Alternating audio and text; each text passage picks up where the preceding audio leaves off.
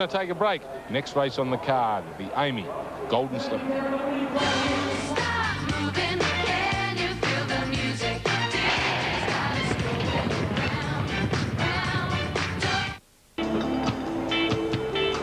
60 seconds, the winner of the Group 1 Arrowfield Stud Stakes. Ripper finish. Hosanna 60 seconds in the brown. Hosanna in the cerise. Inside them in the white cap is Keys. The Kiwi just stuck its nose down at the right time and made a lot of the punters happy, particularly our experts. Kenny. Yeah, I was very happy to see her win, Simon, even though it wasn't a flash dividend of $3.60, $1.50 for second. Puts me back on track. Number 1, Hosanna, $1.50, and number 3, Keys, $1.80. 3.30 at Super Tab, and all the other relevant dividends are on screen. As we said to you earlier in the day, we've got the one race coming to you from Moonee Valley this afternoon. That's the one that's up next, the Australia Stakes. And Felvalon was the big scratching this morning. Yes, and very important, been a hot favourite. Number 2, Toledo, is now $43. Shower Hardy, $11. Black Bean at $9.90. Sports, the veteran John Hawksprinter at $12. $10 for Bomber Bill. $7.70 for Desert Sky. Point Danger is also a scratching. Number 9, North Boy, is the hot favourite for the Tony McAvoy stable at $2.50. Fair Embrace seems fair odds to me at $11. She goes good at the Valley. Regal Kiss, $28. And Taimana at $7.60. Well, the Slipper's probably 37 or 38 minutes away. Let's have a look at where the betting sits now. $6.40 for Bella Spree, $6.70 for Shazur. Wide market here. Snowland at $10, Planchet at $16, Yell at $10, Italian Adventure $66. The filly is favourite, Victory Vane at $6, $10 Callaway Gal. TAB number 9 is for Tuned at $12, Brief Embrace $14, Dama Denoche at $22, Chuckle $9.50, $71 for Delollies, $58 for Whiskey on Ice, and the Extreme Outsider before too long, $122. Well, one of the big chances in the Golden Slipper is Bella Spree. He's relaunched Wayne Trelaw's career. He's also launched a young trainer's career in John Simons. Pretty cosy team. And recently, our own Anne-Marie Sparkman spent some time with the Bella Spree team. Well, but Bella Spree is racing right away. This is a big win. Bella Spree careers away under the whip from Trelaw. Bella Spree has won it by 4 lengths each dozen. I'd probably describe him like any good athlete or footballer who's got a little bit of arrogance about him. He knows he's good, and he gets out there and he performs, and he likes to put on a bit of a show for everybody. He has been dubbed the Mount Macedon Mauler. His friends prefer Marvel, all-conquering his record 5 out of 5, including the Group 1 Blue Diamond. Spotted by trainer John Simons, Bella Spree cost his 7 owners a grand total of $9,000. Already, he has won nearly $1 million. After 15 years of hard slog and relative obscurity in the bush, the colt is John's entree to the big league. I guess it's, you know, like an Olympian winning a gold medal, or, you know, a football playing in a premiership side, or whatever. You know, obviously it means a lot. You know, it's lovely to have a Group 1 on the board, and hopefully there'll be another one around the corner. It was 14 months ago that John set up new training stables at the magnificent Macedon Lodge. As luck would have it, in the neighbourhood lived Wayne Smoky Trelaw, a former high-flying jockey from the 70s and 80s. Smoke was pretty well washed up, running an agistment farm, not even bothering to chase rides. How old are you, Wayne?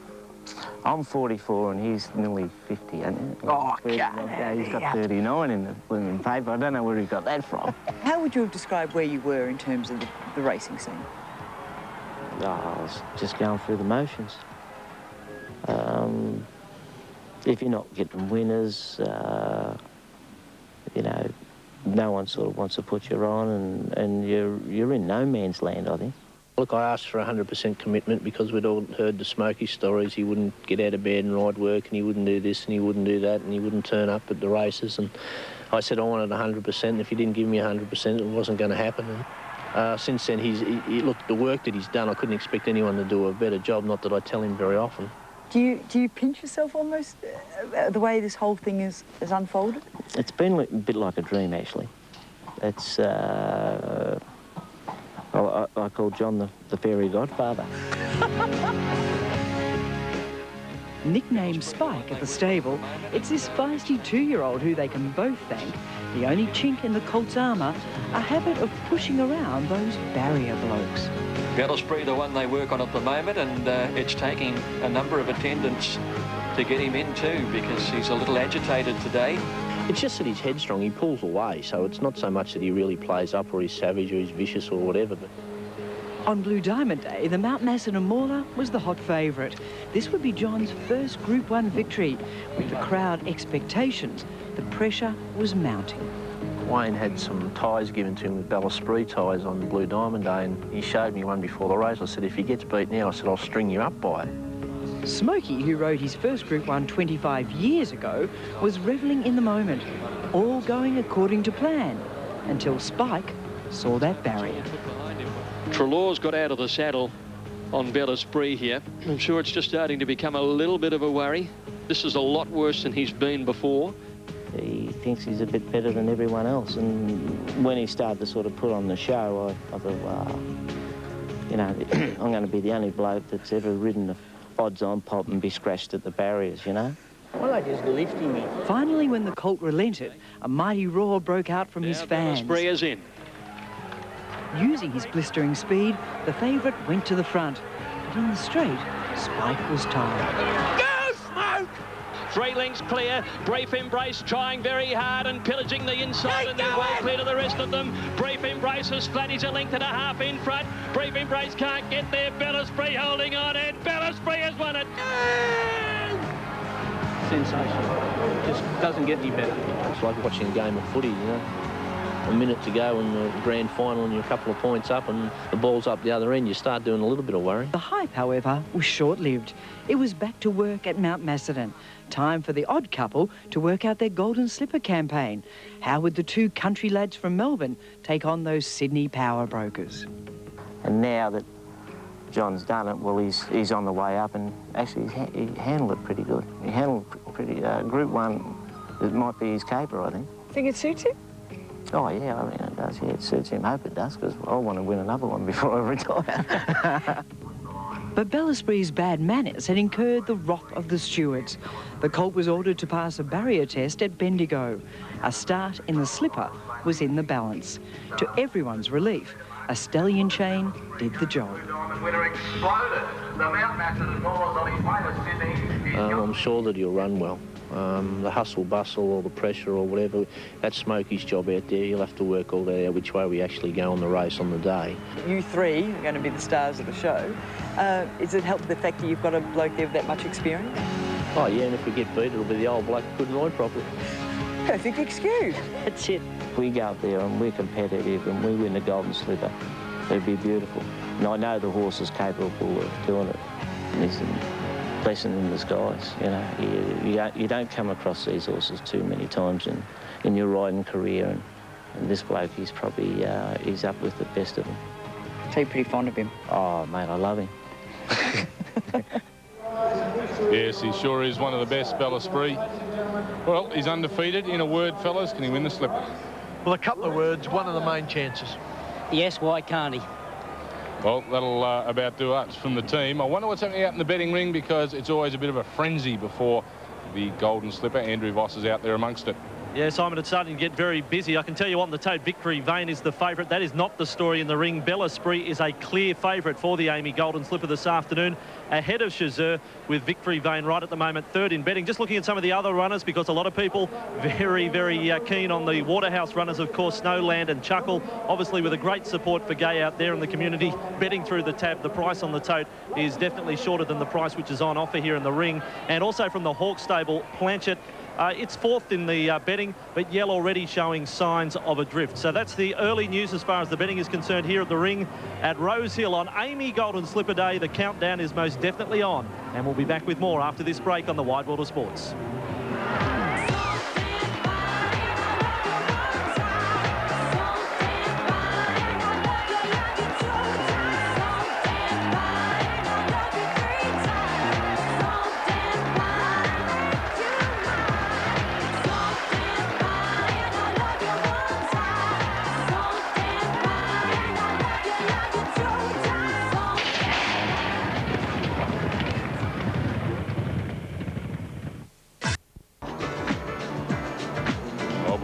We were talking about the frenzy in the betting ring, and there sure is.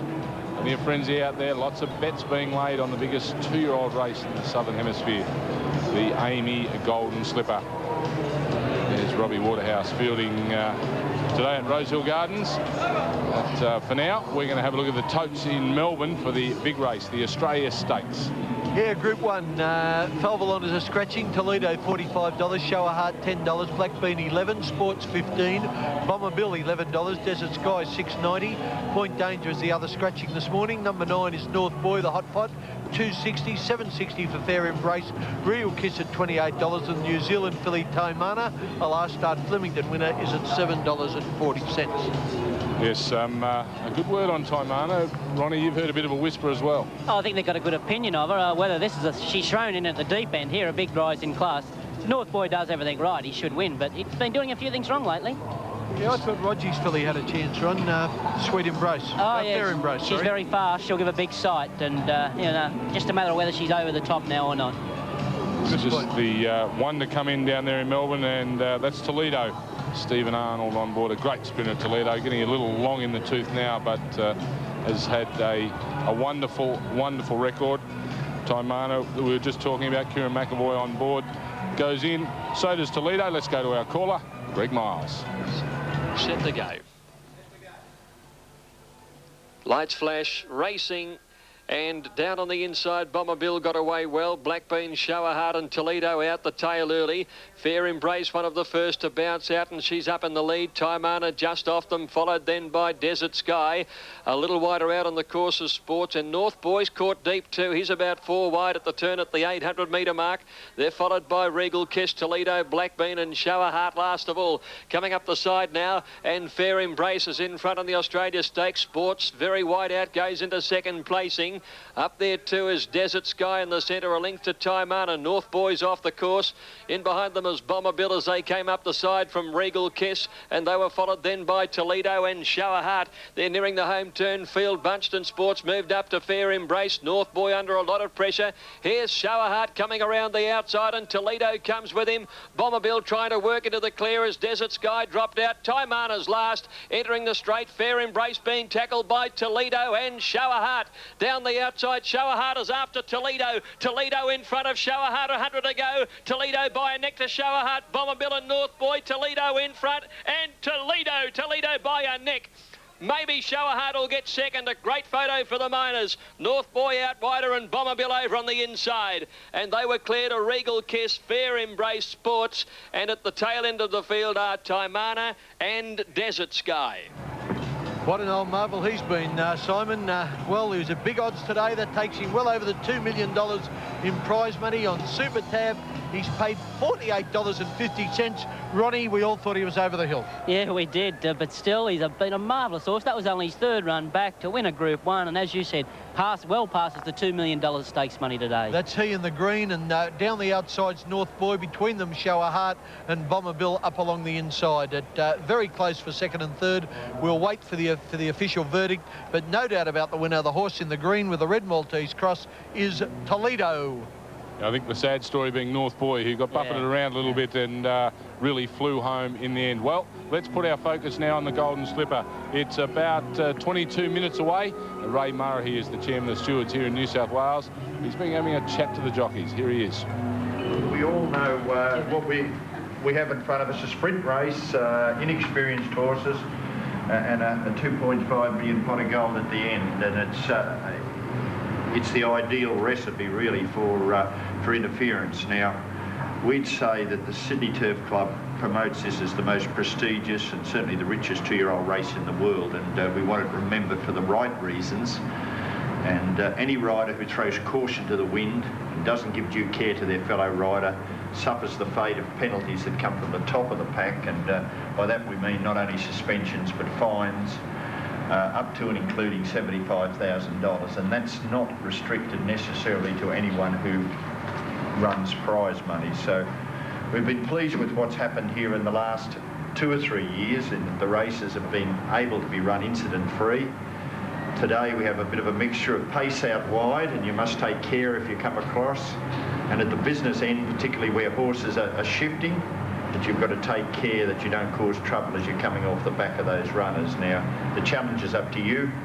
to run the race cleanly, be remembered for the right reason, and not go down in history as the first race where a jockey was fined $75,000. So exercise care, may the best horse and rider win. I think Ray Murray made it quite clear, the first jockey ever to be fined $75,000. So, Simon, the thing is, they've all heard it before, and I think if it gets desperate near the line, we can still have interference. Well, what if Smokey's third and the fence bolting there with 200 to go? What do you think he'll do? Well, I think Smokey will get out. I think Smokey might get out as well. Well, let's have a look at the totes now. The Golden Slipper not too far away. $5.50 Bella Spree, $6.40 Chazeur, $11 Snowland, $15 Planchette, Yell at $10, Italian Adventure $71, Victory Vane at $6.30, and note Bella Spree's favourite on the tote now.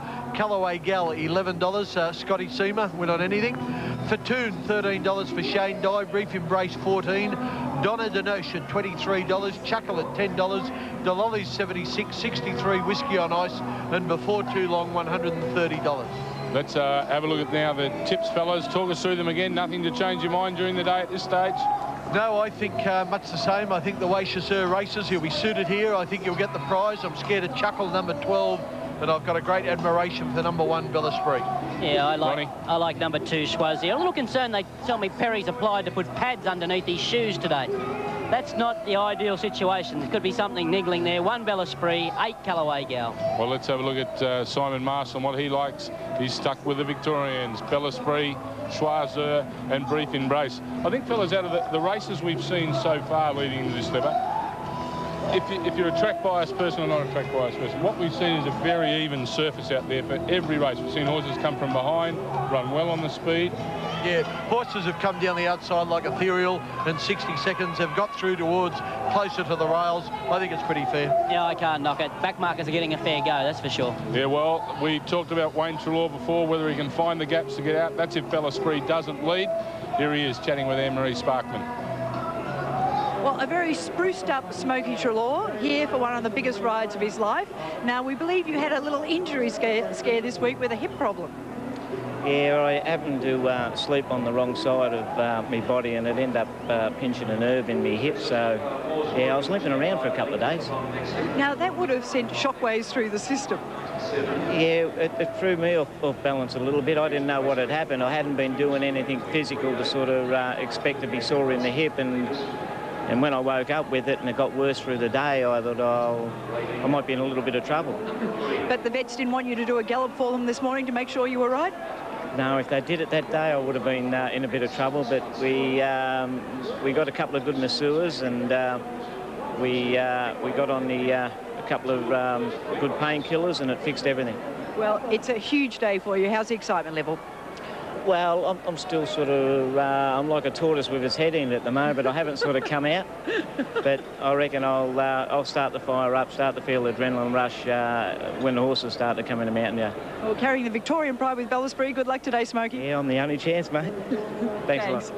Wayne Treloar, the jockey of Bella Spree from the betting ring. I can tell you the big news here. I get the feeling that there's been a lot of punters make their way down the F3 from Newcastle, making their way to Rose Hill, and they have unloaded their cash on the Paul Perry trained Chazeur. We now have equal favourites in the betting ring. The top two, Bella Spree and Chazeur. And on the trend of the betting right at the moment, boys, Chazeur will start favourite. The only other one under double figures right at the moment is Victory Vane. I see, Ronnie, just going on Chazeur and asking to have the pads underneath, it's the signal of a problem. Do you think 2-year-olds handle that soreness problem as well as a 3-, 4- and 5-year-old, a more mature horse? Yeah, well, he's a big horse, and maybe that's a bit of pressure, and he has got a little bit of feeling in his feet, just putting a pad underneath the shoes. But just after him, just wandering, getting to the post here last week, maybe there is a little niggle there, but not enough to worry me anyway. You'd sort of say a classic sign, but Ken, you've got no problems with your reports during the week that all's okay? No, you know, it's just like wearing inner soles in your shoes. Like Paul Perry's a smart bloke. He wouldn't be putting any gear on him that wasn't going to help him. Just the John Simons, Wayne Treloar. John Simons, this is really the big league. He's won the Blue Diamond with Smokey. You know, they fell over the line in a way, and that's not taking anything away from the horse. You know, his sectionals were superb right throughout the race. But is that a question mark against the Clary Connors and the Gay Waterhouse and the jockeys that have been riding Group 1 winners over the last 10 years on a regular basis? No, I think you do it more with a 2-year-old. A 2-year-old comes and wins races on natural speed. And like this horse has come out, won 5 out of 5. We don't know what his limit is. Where's the top? You know, you don't know when he's going to bottom out. He's got to go better than he did in the Blue Diamond. He certainly went a bit early on him in the Blue Diamond. But Smoky Trelaw is a very experienced jockey. He'll be near the lead all the way. I don't think it's as necessary as, say, to have a Damien Oliver in a Melbourne Cup as in a Golden Slipper. Well, there's plenty of pressure on the jockeys, and here's Simon Marshall with them now. Thank you very much, Simon O'Donnell. We've got Smoky Trelaw with me now. Well, Smoke, the horse is in the Manning yard. You're out here. How you feeling? Yeah, starting to pump a little bit, but I'm all right. Yeah, pretty good. Yeah, things have changed a little bit. The jockeys get announced now before the big feature races.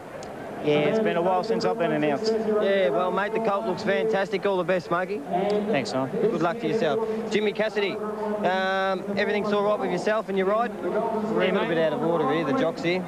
Yeah, very happy, Simon. Always a hard race to win, and a bit of luck and running always plays a big part, mate. That's a brief embrace for Peter Moody. Good luck, Jimmy. Thanks, Simo. All right, mate. Aha's winner last year. Chrissy Muntz is with me now. Chrissy, big chance. You run well, Simon. Would have been nice and real good gate, but we've got to overcome it, mate. All right, Chrissy Muntz there on Snowland. Dad, we're a little bit out of order here, mate. Big chance today. Yeah, mate, he's got a great chance. He'll get back a little bit, but he'll travel well and he'll get home strong. That's Planchet. That's Planchet. Okay, Darren Beeman, Rodney Quinn. How you feeling? Yeah, good as gold, Simon. That's the way. Big chance? I think he will be, yeah. He'll be right up there in the speed and run well. Yeah, he's got a bit of speed about him, hasn't he? All the best, Rodney Quinn. Slipper, you just stepped up. Shane, you're riding Fontoon. What do you want me to say? Well, mate, you've won the race 4 times. Can you win it a 5th time? Anyone here can win it, yes. I've got a nice barrier, a good trainer, and the horse is a chance. Okay, good on you, Slipper. All the best. And Danny, great chance for yourself. Yeah, she's got a great chance, Simon. Yep. Bit of luck and we'll be right there. All right, guys, we're going to throw back to Simon O'Donnell. All the best to the jockeys in the Golden Slipper. Good on you, Simon. Caught up with the boys, and the horses have entered the mounting yard for the 2002 Amy Golden Slipper. And let's go to the top pot, and that is Bella Spree from Melbourne. He's number 1 in the field, to be ridden by Wayne Trelaw. John Simons, the trainer, looks an absolute pitcher. Yeah, I haven't seen him since his first couple of starts in Melbourne at the end of last year. He certainly developed nicely. He looks a treat, and we've said all there needs to be said about him. Yes, no, he looks absolutely superb, Bella Spree. Number 2 is Chasseur, and Ronnie, we've spoken a lot about him. He looks well in the yard. Yeah, he's so mature, this horse. He's like a 3-year-old. He's a big, strong colt. He's raring to go. No problems whatsoever there. Well, Chasseur, Lenny Beasley on board, and Andrew Voss has already told us he reckons everyone's slipped down from Newcastle to have a quid on him. Well, number 3 is from the Gay Waterhouse stable. What a powerful stable it is. Snowland, and nothing wrong with that form. And as you'd expect, Jake Gay's got him ready for today. 6 out of 8, and he looks good today. He's got the blinkers on, and he's nice and relaxed walking around. John Hawkes has 2 runners in the 2002 Golden Slipper.